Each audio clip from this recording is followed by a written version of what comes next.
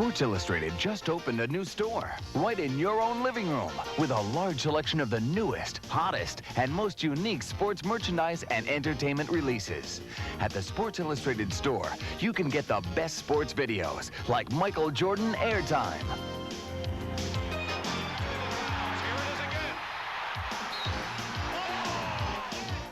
Plus quick access to championship tapes featuring the Super Bowl, the NBA Finals, the Final Four, and the World Series. There's also high-quality, authentic sports merchandise, the real stuff from NFL Pro Line, NBA Authentics, and Major League Baseball's Authentic Diamond Collection. Our sports collectibles feature the original 1954 first issue of Sports Illustrated, as well as signed SI covers from some of the biggest names in sports. Plus, there's also the latest SI book releases. It's sport shopping the easy way. Just look for our product inserts or our Sports Illustrated store ads in the pages of SI. To order, call toll-free 1-800-274-5200. You a sports fan? Then you know what this is. All the games you're missing. How'd the Chiefs pull ahead? How'd Seattle blow out the Nuggets? Well, with DirecTV, you see the action, not just the scores. NFL, NBA, college, hundreds of games you probably couldn't get before. Games only on in other cities. Hey, you want numbers? Get a newspaper. You want sports? Get DirecTV. For your DSS 18-inch dish and DirecTV, see your RCA dealer.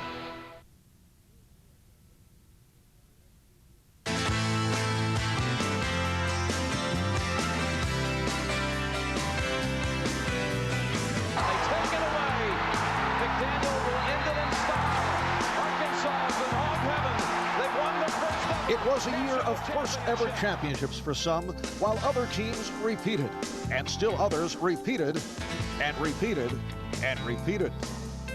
It was the year owners and players fiddled, while fans burned. Ball hammers it to deep right center field. Oh, my good God, and the Indians win it. Won't forget these days.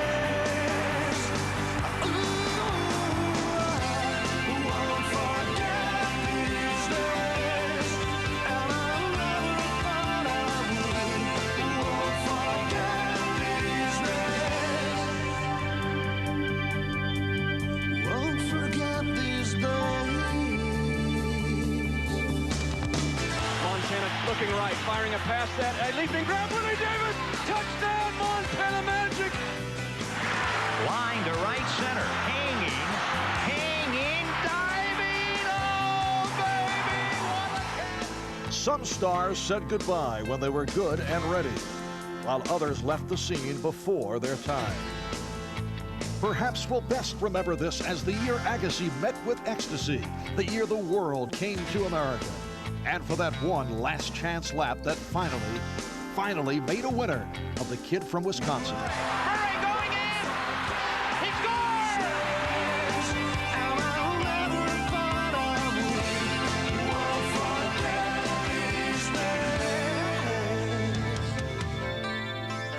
scores! Yes, we remember it well.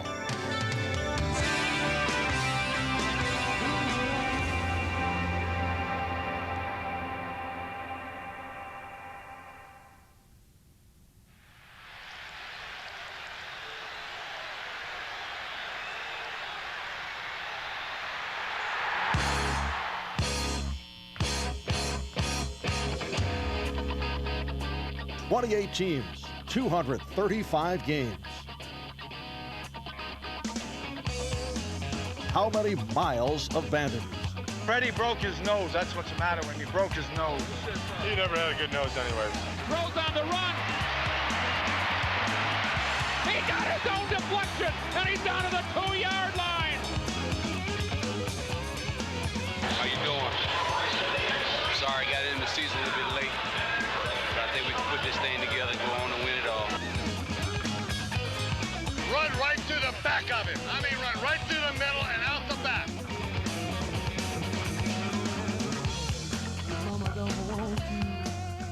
I enjoy hitting. Only thing I wanted to be known when I left the league is a big hitter. I'd rather see somebody laid out on the ground, I don't know why, than an interception. I would rather knock someone out. Back to Best. The pocket crumbles. Elway is hit. How many leaping, pulling it from the sky catches? Holy smokes! What a play! How many dodging, pounding rushes to daylight? And they shed that guy like he was a taxi fly. The numbers multiply, divide, and finally subtract all but 2 from a trip to the Super Bowl. The final week of the regular season offered one game for higher stakes than all the rest when the Dallas Cowboys came to play the New York Giants. It's our house, baby. It's our house. 60 minutes. 60 minutes, the biggest game ever. A win meant a divisional title, a week off, and home field advantage through the playoffs. That game, it was so much on the line. So much on the line. I mean, that game was a key to us being successful in the playoffs. 41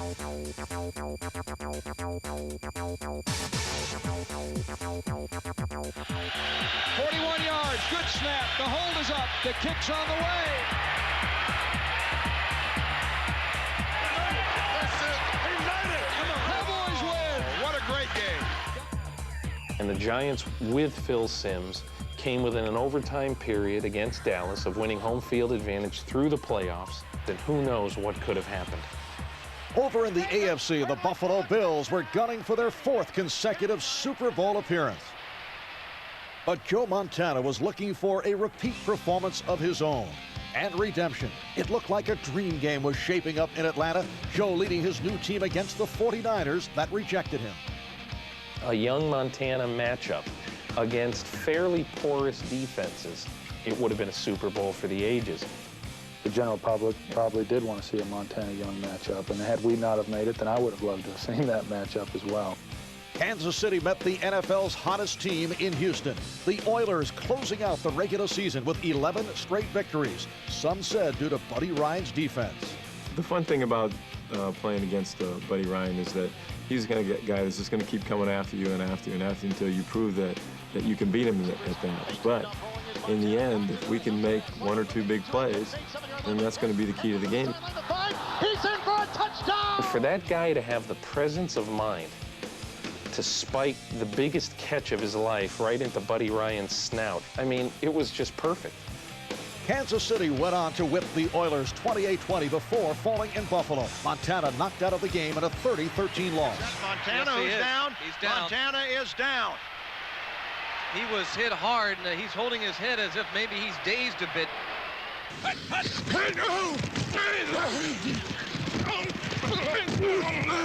And the 49ers met with ruin in a 38-21 Dallas win that set up the Super Bowl rematch. And a handoff to Smith coming right behind. Easy touchdown, Emmitt Smith. Whoa, woof. So once again, it was America's team against America's nightmare. But if the Bills were thinking about their annual appointment with failure, they weren't showing it. For a while, it looked like these Bills were due. The kick is on the way. This one is sailing, and it is good. I thought Jim did an outstanding job in the first half of being patient and coming underneath to his secondary receivers and really taking what the defense was giving them. Buffalo played us in the first half about as best as they could possibly have played us. Unfortunately, there is 2 halves of a game. Comes off to Thurman, and they grab him, and he fumbles the ball, and it is picked up by the Cowboys. They run it back to the 35, the 30, down to the 20-yard line, in the clear, at the 15, down to the 10, down to the 5, and in for the touchdown goes James Washington. The fumble really kind of broke their back. It definitely sparked the fire in our team and also opened our eyes. Eyes open and legs turning, Smith contributed the Cowboys' longest drive of the game, accounting for 61 of 64 yards and a touchdown, and a 20-13 Dallas lead. We ran probably 2 plays the whole time, and it just worked perfectly. And sometimes I didn't even follow my blocks. I just ran and ran and just ran. Touchdown, Emmitt Smith! Embarrassing to the defense. You can't tackle like the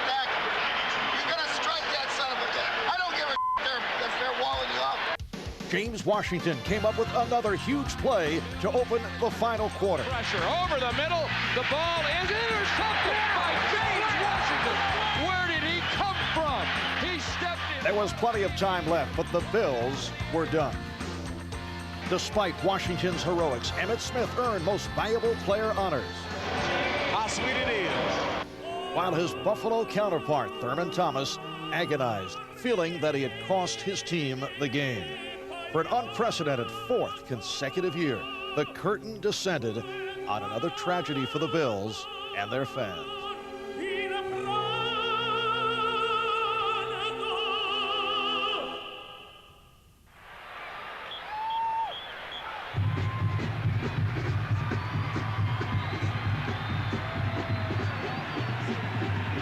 This was the year it was supposed to be different.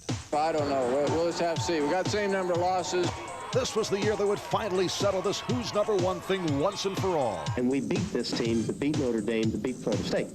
This was the year it turned out all wrong yet again. I think that we ought to be national champion.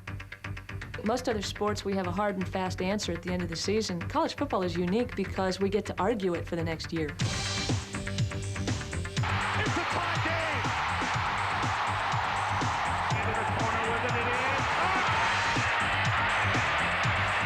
Trouble, dumps it off, and it is caught for a touchdown. Every college football season ends with the promise of a new year and the hangover of unresolved ending. This season's unfinished business started in South Bend, Indiana, in a little contest they decided to call the Game of the Century. The ball is loose, and Notre Dame has it. Dives, boy, touchdown.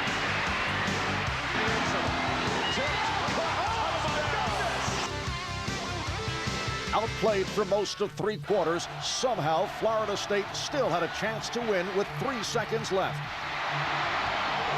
Knocked away. Sean Wooden. Notre Dame wins 31-24.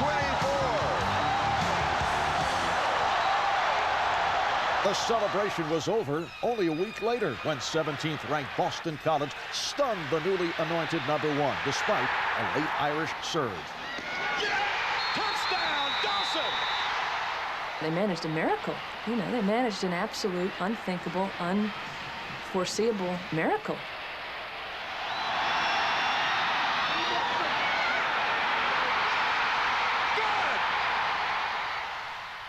The new year began in anticlimactic fashion in the Rose, Sugar, and Fiesta Bowls. But over in the Cotton Bowl, Notre Dame squeaked past a stubborn Texas A&M, maintaining their claim to the national title.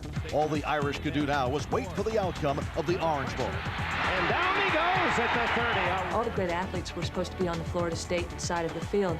Well, there was one great athlete on Nebraska's side of the field, and his name was Trev Alberts. Play action and hit from behind by Alberts. He went after Charlie Ward like Charlie Ward hadn't seen all year. Nebraska led 16-15 with just over a minute to play. They threw a lot of different things at us, and we weren't able to pick them up, but I knew I had to do something to pull us through. In the open field to Dunn. Anderson can't get him, and Dunn is out of bounds, and a fly goes down. Oh, my. 2 Cornhusker penalties left the ball on the Nebraska 3, setting up freshman Scott Bentley's field goal and an apparent Seminoles victory. He's got it.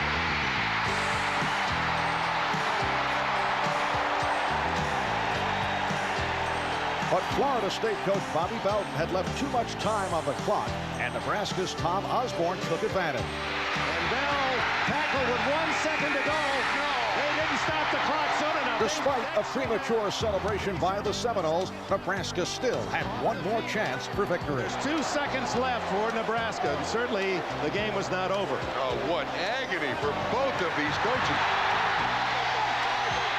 And he hooked and left. Florida State wins. So for the second time that night, Florida State won its first national title. You know, then we come to find out that a number of Florida State players were involved in accepting some goods and perks that aren't permitted to college football players. They're confronted with some potential very serious violations of NCAA rules. Heisman Trophy winner and All-American Charlie Ward wisely steered clear of any involvement but remains affected by the aftermath. Florida State can't take the blame for certain individuals, even though they attend that school. Every person should be accountable for their own actions. I think that people view it as a tainted title.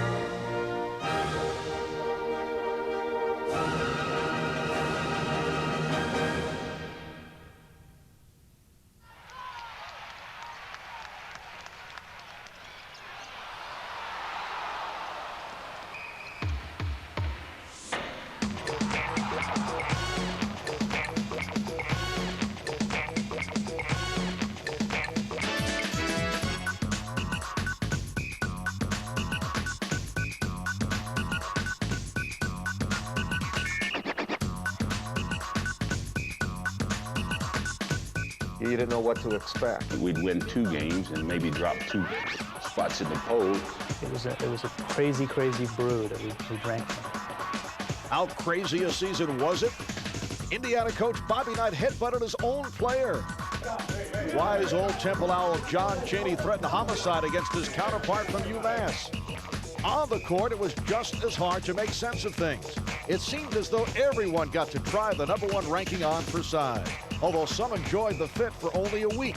This year's NCAA tournament was wide open.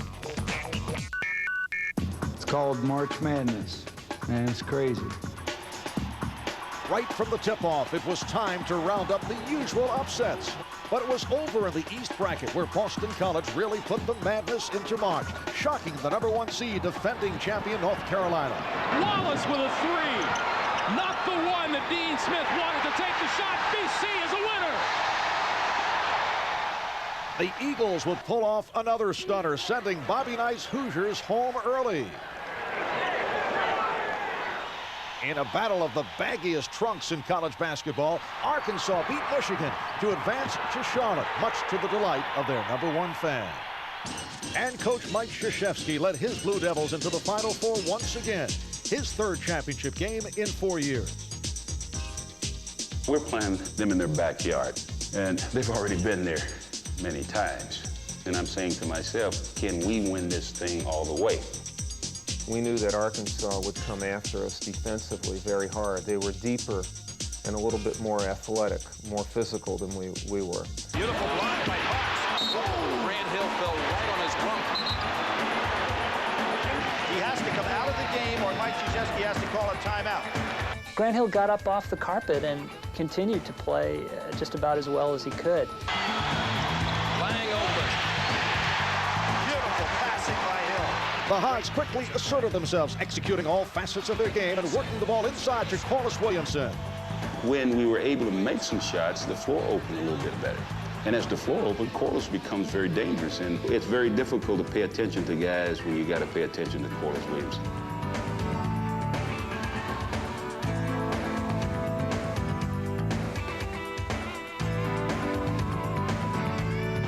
Arkansas went into the locker room ahead, but it was Duke that went on an offensive tear at the start of the second half. Backing him in, and Hill stripped it away.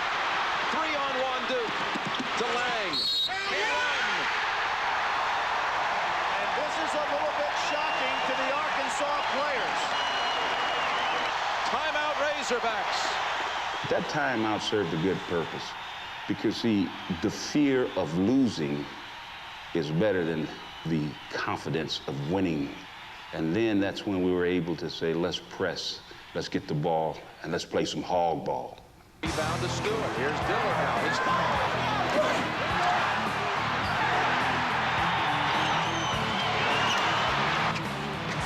Over the next 9 minutes, the Hogs outscored the Blue Devils 21-6, led by a defense that forced higher turnovers and wore down Duke's key players, especially All-American Grant Hill. Grant just got beaten down. Arkansas kept alternating very good defensive players, physical players on him. I think it took its toll on Grant. Despite his fatigue, Hill managed one last great effort. Now he goes for the tie. 70-70, 1:20 to go. Knowing that he's so tired, I thought it was one of the great plays he's had at Duke. I just didn't think he was capable of hitting a shot like that. When he did, I thought we were going to win. A swarming Duke defense forced the Hogs to work the ball around for an opening, finally ending up in the hands of Scotty Thurman. The shot clock, Thurman beat it. Oh, he got it, three-pointer. Huge arch on that. He had to do it to get it over Lang's hands. Whether they blocked the shot or he didn't get it off, Scotty was just going to take the shot. Great defense, Arkansas. They take it away. McDaniel will end it in style. Arkansas is in hog heaven. They've won the first ever national championship. Corliss Big Nasty Williamson voted the Final Four's most outstanding player and led Arkansas to its first national title. Maybe the sanest result of this crazy college basketball season.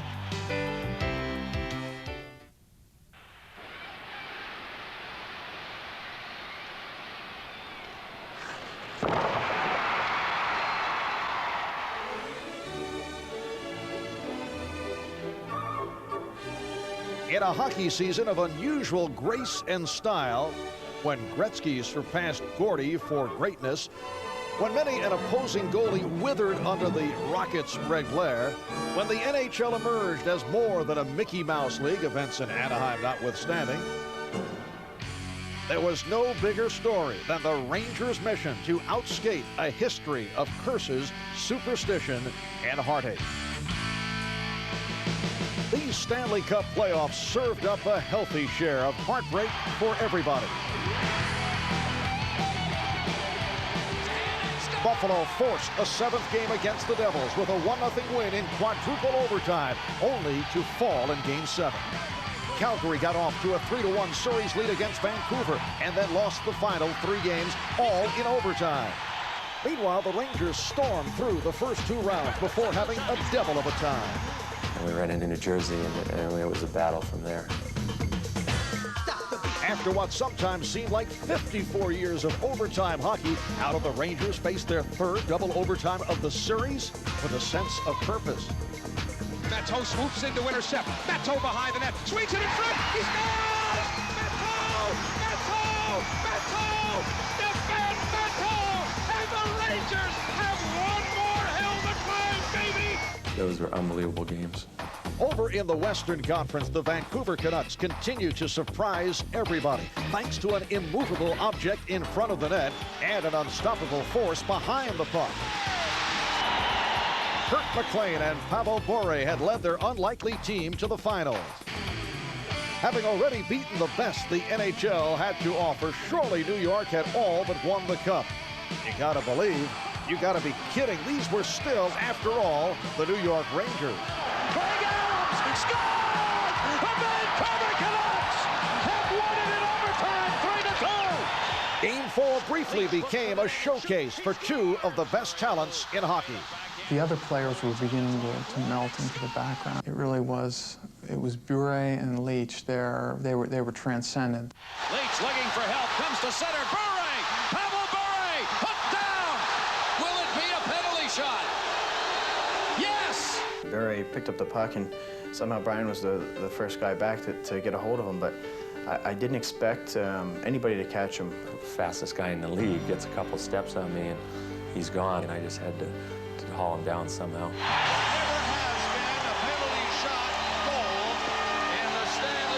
Bure has got to be unrivaled in terms of speed. One of the fastest players in the league, just absolutely explosive. I think he has an unparalleled burst. He's a guy, as a goaltender, you really have to keep your eyes on. He's literally the last guy you want to be facing on a penalty shot. Here comes Bure against Mike Richter. Saved by Richter! The key thing with him is speed, and I just tried to match that speed as well as possible.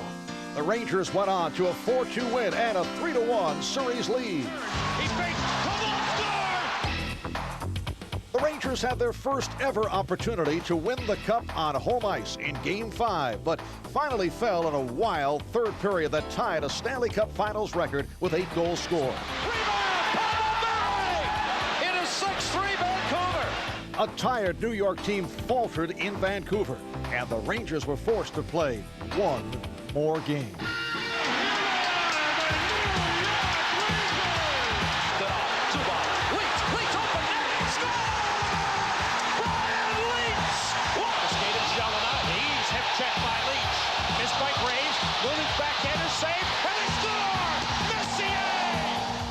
Ahead 3-2, New York found the Canucks dominating play in the Rangers zone for the final 5 minutes. Finally, the clock ticked off the last remaining seconds of the Rangers' cursed legacy.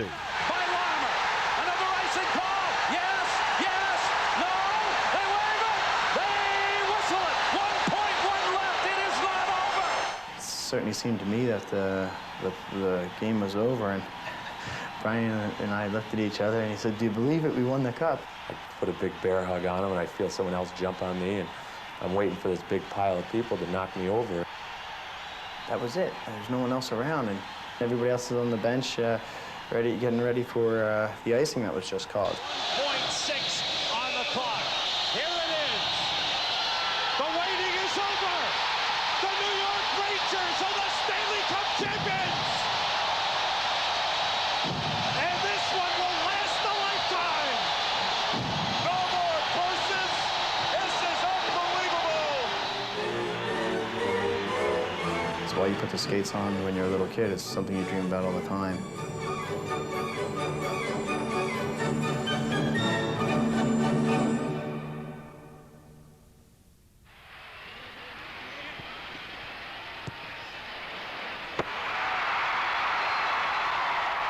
The U.S. beating Colombia actually made America part of the World Cup and not just a host. I think the World Cup has galvanized America to believe that soccer is a real sport.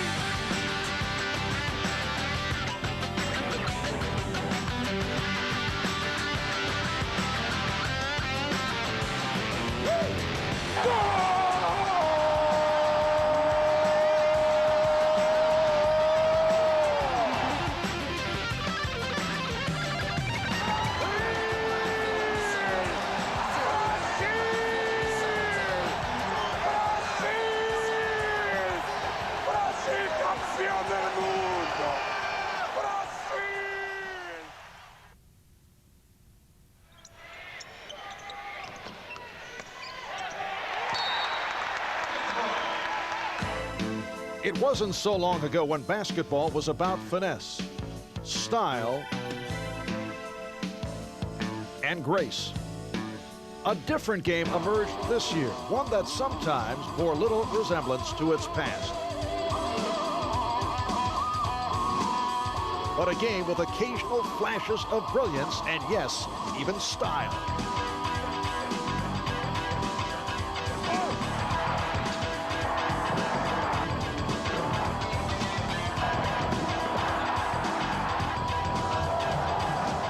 For the first time in about 15 years, there was no great star that kind of transcended the game. No Magic's coming down and making no-look passes. There was no one gliding to the basket. There weren't as many Jordans out there. When you thought of Chicago with Michael Jordan and Scottie Pippen, you thought of grace and elegance and style. You think of the New York Knicks, you think of bruising defense. Not even the Knicks' vaunted defense could hold off a runaway Rockets team in an early season preview of the championship series. New York was Houston's 15th straight victim as the Rockets won 22 of their first 23 out of the gate. By the time April rolled around, the Seattle Supersonics had the league's best record. But while the Bulls, Pacers, and Suns all swept their first-round opponents, Seattle was shocked at home by a Denver team that had finished just 2 games over 500.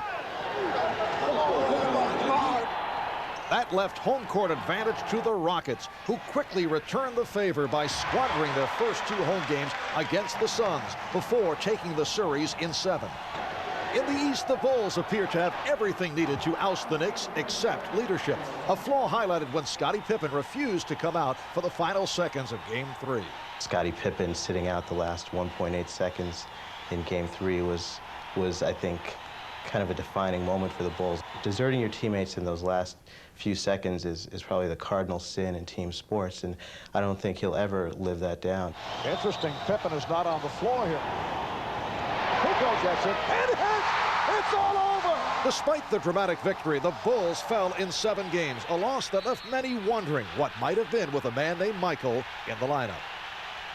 Led by a flamboyant Reggie Miller, the Pacers put their small-town team on the map in another hard-fought series for the Knicks. At the beginning of the fourth quarter, I hit a long 3 with Starks right on me, and I knew then that if I can continue to be aggressive, that good things were going to happen for me. Reggie Miller doesn't need much time to get a shot off, and he works on his shot all kind of ways, flying off of 1 foot, throw it up, not looking, and it'll go in.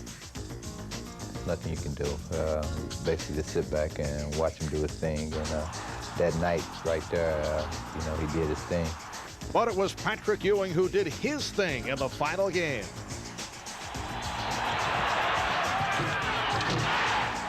Ewing's dunk was the final nail in the coffin for the Pacers, and it was really the crowning moment in that series for both Ewing and for the Knicks.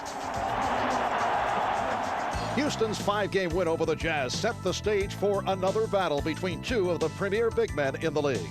Patrick and I have been in a rivalry from college. You know, I lost to him 10 years ago. That's like a dream matchup, you know, playing a championship game with your rival, your best competition. The Rockets established the pace in Game 1. But the Knicks backcourt recovered from a night of horrendous shooting to take the home court advantage back to New York for Game 3. We know that New York is a physical and a very good defensive team. So we have to be patient on offense, take good shots. With all the focus on the Elijah-Ewing matchup, a mere rookie would for a moment at least rise to eclipse both stars. Here's Cassell for 3! I think the whole building knew that Akeem was going to get the ball at that particular time. The Knicks left me open at the top of the key.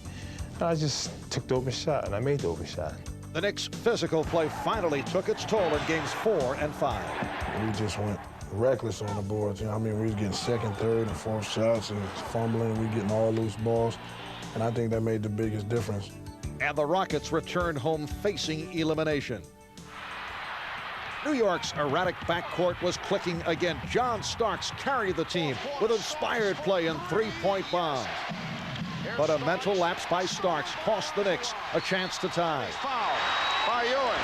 The Knicks are over the limit. On the final play, Starks had one last chance to win it all. It was a play for me to get the ball and either take it to the basket or go for the win.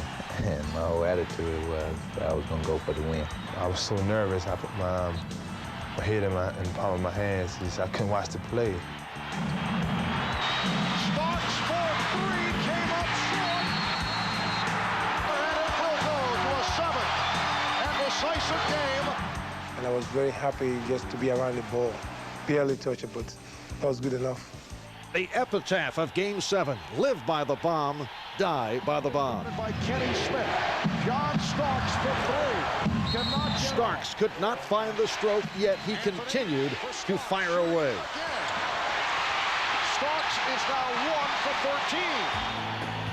13. Usually when I come in big games, I have butterflies because it keeps me on my toes. And I came in that game without butterflies and just totally too relaxed and just didn't go out and play the game. My teammates did their job. I just didn't do my job. Starks again for three. The Knicks, very often when they don't shoot well, rebound well. The Rockets did a good job of keeping the Knicks off the boards. Once that happened, I think the Knicks were in big trouble.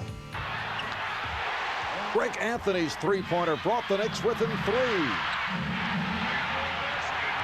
But when Kenny Smith and Vernon Maxwell replied in kind, it was all over for New York. Olajuwon added championship MVP to his Defensive Player of the Year and regular season MVP laurels to stand alone in history. His long journey ended amidst the fanfare of Houston's first ever championship parade.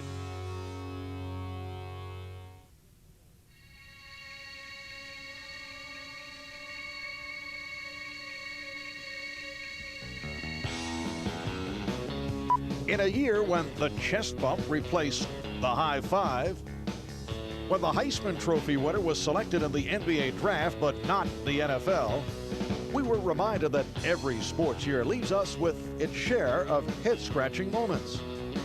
Michael Jordan began the year believing he could play baseball. As the Bulls headed north, Jordan headed south of the Mendoza line. The spirit is willing, but that slider is still tough to hit. Tanya Harding cast her own bizarre version of The Bodyguard. After months of Nancy and Tanya and Gillooly and Eckhart and Stan, America's great national nightmare mercifully ended when Oksana Bayul cried over her goal. Just in time, there was Jordan chasing another dream on the slopes at Lillehammer. Two famous child stars of the 70s squared off when the Partridge Family's Danny Bonaducci outpointed Donny Osmond in the oddest match this side of Michael and Lisa Marie. Jordan suffered another disappointment as the Blackhawks fell in the first round of the Stanley Cup playoffs.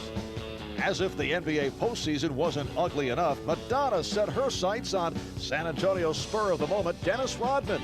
Would they produce a material worm? The playoffs couldn't have been further from Michael Jordan's mind as he tried his hand at World Cup soccer.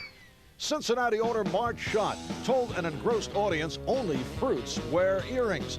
The LA Dodgers responded by showing up at Riverfront Stadium, sporting the latest in fashion accessories, and pasted the Reds 10-3 and 6-4. As the NFL opened training camp, the Bears welcomed Michael for yet another job opportunity. Jimmy Johnson won his second straight Super Bowl and then left the Cowboys. Mike Keenan brought the Rangers to their first Stanley Cup in 54 years and then fled to St. Louis. Carlos Alberto Pereira coached Brazil to the World Cup and then quit. Maybe it's a good thing for some baseball managers somewhere that there was no World Series to be played in this oddest of sports years.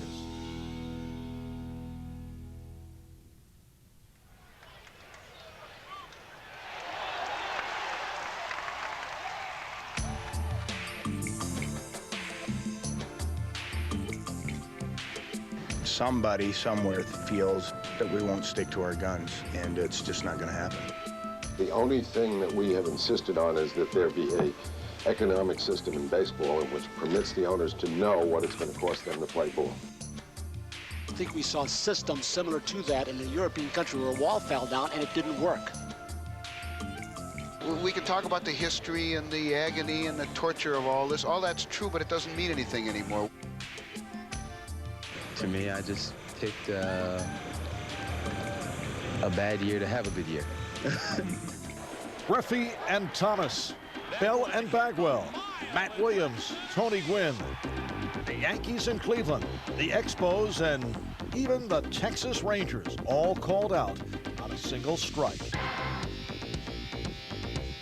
Early in the season, such a calamity was unthinkable.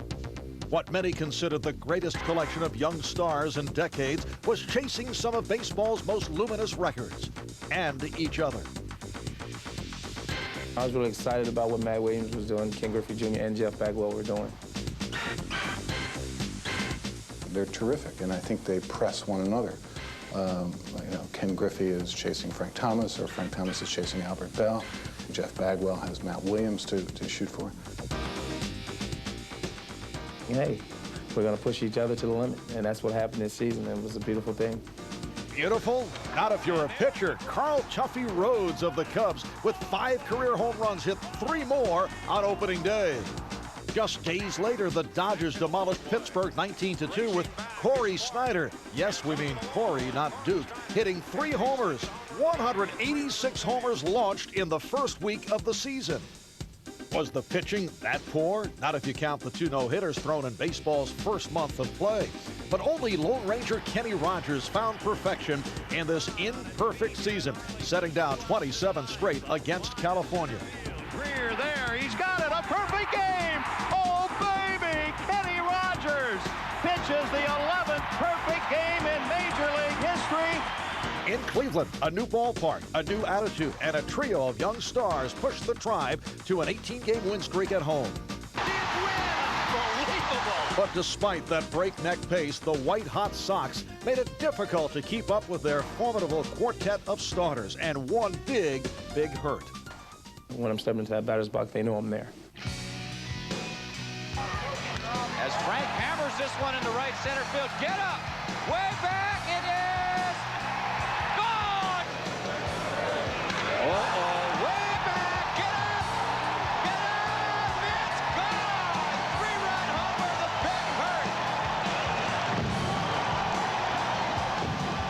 As one opposing player remarked, pitchers shouldn't be left out there alone with him. It wasn't all greatness. Over in the woeful West, the Rangers clung to a 3-game lead at the All-Star break, despite their 42-45 record. But demonstrating how the West was wonderful was the kid they called Junior. Whoa! He decided to challenge him, and that was not a good idea. There's a shot. Center field, Ken Griffey going back. He makes a terrific over-the-shoulder catch. Griffey is he's in a league of his own. Junior with a high drive to deep right field. Gone! For one player to have that kind of impact, that's pretty damn good impact. You say that about Griffey, but here comes Frank Thomas. Here comes Albert Bell. Here comes Matt Williams out of nowhere. One guy in each league going for a Triple Crown, that just doesn't happen. Over in the National League, the heavily favored Braves were being left in the dust by the no-name Expos. While in the Central and West, the assault on baseball's record book continued. My theory is if he comes in that box, I know I can hit it. A hitting machine named Tony Gwynn made a serious bid to become the first man since Ted Williams to hit 400 over a season. That guy can flat out hit. Houston's Jeff Bagwell and the Giants' Matt Williams hammered away at Roger Maris's single-season home run record. Whoa. Frank and Jeff Bagwell were going for it, and it was within reach. And Ken Griffey with all the home runs, and Tony Gwynn going for 400. Baseball had the whole country sitting on the edge of its seat. And Bonds hits it high and deep to right field. And this baby is gone. Just like that, on August 12th, the players struck, and the death knell sounded for the season, for the record pace, and for the first time since 1904, the World Series.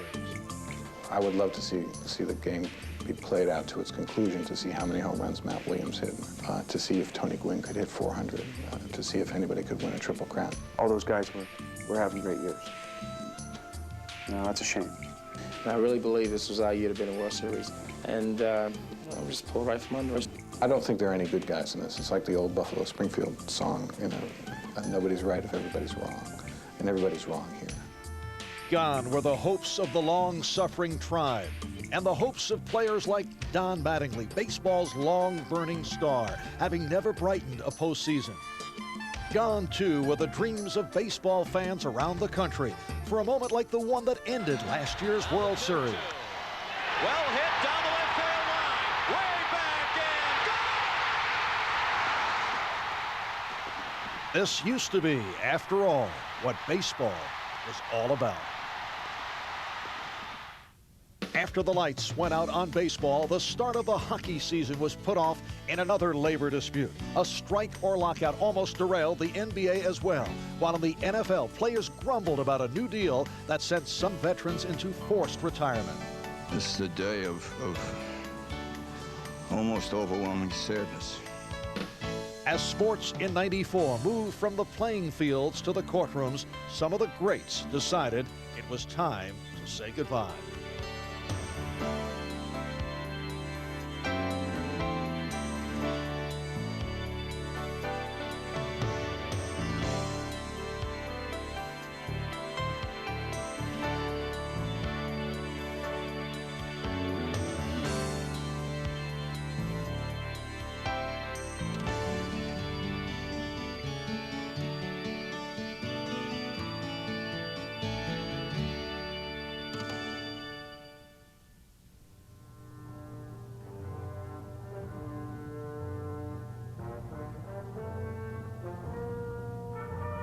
When we look back on 1994 with its strikes, lockouts, and empty stadiums, it won't be a pleasant memory for many sports fans.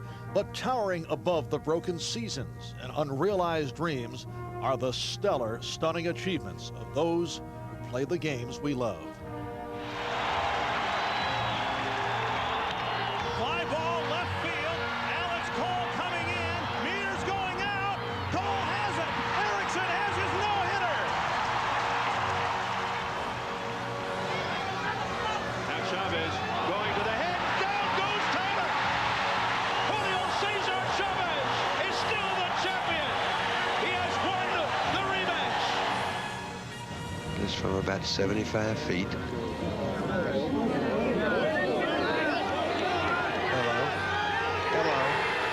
Can you believe it?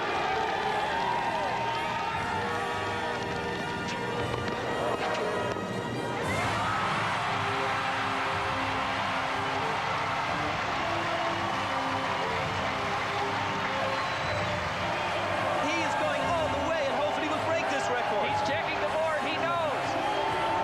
Noradine Morsalim with the world record. Unbelievable. Young wants to throw, and he is looking for Jerry, and Rice is there, and he's into the end zone. He's done it. Jerry Rice is the touchdown scorer of the century. Incredible. Give it to David, grabbed by Ellis, double teamed by Woods, takes the jumper, yes! 71 for David Robertson. Julie Crone aboard, has the lead by a length and a half. The entry mates are 1-2. They come for the line. Julie Crone returned yesterday. Today she returns to the winner's circle. Here's the shot, Charlotte Smith. Charlotte Smith makes the shot of her young life. Swinging a drive into the gap in left center field. And up against the fence. This could do it. Being waved home is Gwynn. They got a play to Rodriguez. Safe. The six-game drought is over for the National League. Lets it go. He's got three people down there. The ball's up in the air. Caught. Touchdown. Caught by Westbrook for a touchdown. Yes, we remember it well. Incredible.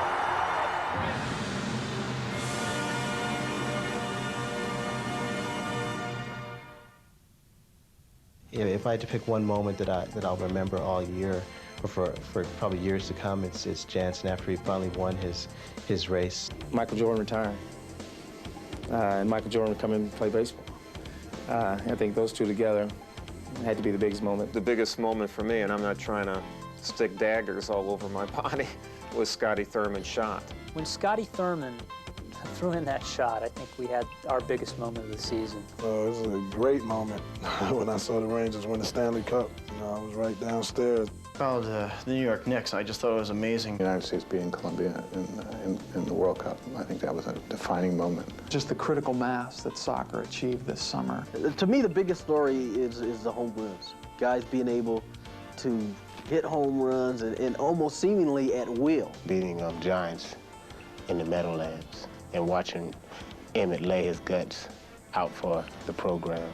To see Bonnie Blair continue to dominate everything. I probably think the indictment of O.J. Simpson on 2 counts of murder. O.J. Simpson's arrest.